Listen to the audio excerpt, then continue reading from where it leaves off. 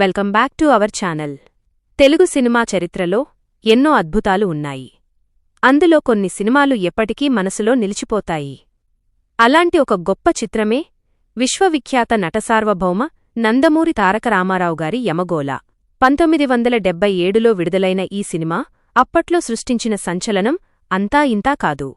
Socio fantasy మరియు social drama కలగలిపి వచ్చిన ఈ సినిమా ప్రేక్షకులను ఎలా అలరించిందో, దీని వెనుక ఉన్న ఆసక్తికరమైన విషయాలు ఏంటో ఈరోజు ఈ వీడియోలో తెలుసుకుందాం. వీడియోలోకి వెళ్లే ముందు మన ఛానల్ని సబ్స్క్రైబ్ చేసుకోవడం మర్చిపోకండి.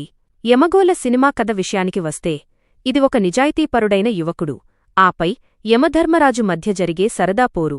సత్యం, ఎన్టీఆర్ కథానాయకుడు, ఒక పల్లెటూరిలో ఉండే నిజాయితీపరుడైన వ్యక్తి, అన్యాయాన్ని ఎదిరించే వ్యక్తిత్వం. చిత్రగుప్తుడు అల్లు రామలింగయ్య మరియు యముడు కైకాల సత్యనారాయణ. వీరి పొరపాటు వల్ల సత్యం అకాల మరణం చెందుతాడు. తిరుగుబాటు. యమలోకానికి చేరుకున్న సత్యం అక్కడ జరిగే తప్పులను ప్రశ్నిస్తాడు. యముడిని సైతం తన మాటలతో వాదనలతో ఇబ్బంది పెడతాడు. అక్కడినుంచి సత్యం యమలోకాన్ని ఎలా మార్చాడు, భూమిమీదకు తిరిగివచ్చి దుర్మార్గులకు ఎలా బుద్ధి చెప్పాడు అనేది ఈ సినిమా యొక్క ప్రధాన కథాంశం. ఈ సినిమాలో ఎన్టీఆర్ గారి నటన గురించి ఎంత చెప్పినా తక్కువే. సత్యం పాత్రలో ఎన్టీఆర్ గారి డైలాగ్ డెలివరీ, ముఖ్యంగా యముడితో వాదించే సన్నివేశాలు ప్రేక్షకులను కడుపుబ్బా నవ్విస్తాయి. కైకాల సత్యనారాయణ గారు యముడి పాత్రలో ఆయన ఒదిగిపోయిన విధానం అద్భుతం. ఎన్టీఆర్ మైనస్ కైకాల కాంబినేషన్ ఈ సినిమాకు ప్రధాన బలం. జయప్రద గారు కథానాయికగా వారి నటన మరియు అందం సినిమాకు అదనపు ఆకర్షణగా నిలిచాయి. అల్లు రామలింగయ్య, రావు గోపాలరావు వంటి దిగ్గజ నటులు తమదైన హాస్యం మరియు విలనిజంతో సినిమాను మరో స్థాయికి తీసుకెళ్లారు. సంగీతం మరియు పాటలు. ఈ సినిమా విజయానికి సంగీతం కూడా ఒక ముఖ్యమైన కారణం. చక్రవర్తి గారి సంగీత దర్శకత్వంలో వచ్చిన పాటలు ఇండస్ట్రీ హిట్ అయ్యాయి. ఓలమ్మి తిక్క రేగిందా ఈ పాట ఇప్పటికీ ఎవర్ గ్రీన్.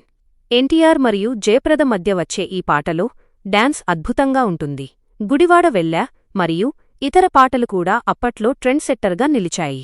బాక్సాఫీస్ విజయం మరియు రికార్డులు. యమగోళ 1977లో విడుదలై బాక్సాఫీస్ వద్ద చరిత్ర సృష్టించింది. వసూళ్లు. ఈ చిత్రం అప్పటి వరకు ఉన్న అనేక రికార్డులను తిరగరాసింది.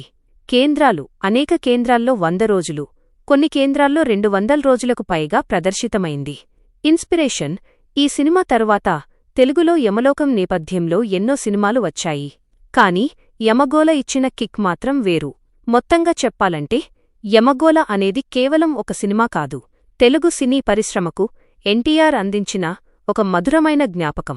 హాస్యం, ఎమోషన్, యాక్షన్ అన్నీ సరిసమానంగా ఉన్న ఈ సినిమాను ప్రతి ఒక్కరూ తమ జీవితంలో ఒక్కసారైనా చూడాల్సిందే. మరి మీకు యమగోళ సినిమాలో ఏ పాత్ర బాగా ఇష్టం మరియు ఏ పాట మీ ఫేవరెట్? కామెంట్ సెక్షన్లో మాతో పంచుకోండి.